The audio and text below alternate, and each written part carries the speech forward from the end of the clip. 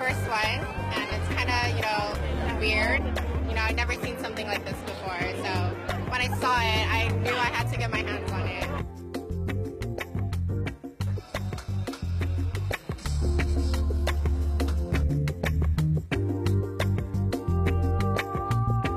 I just went for the shape. Honestly, I went for the shape, not gonna lie.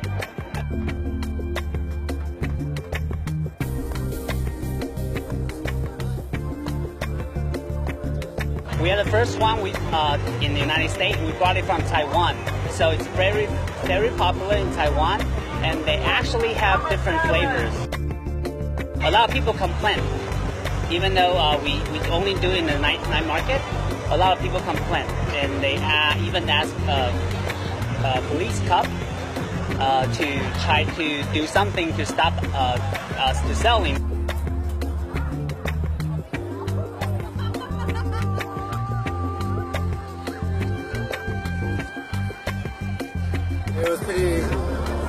It was unique.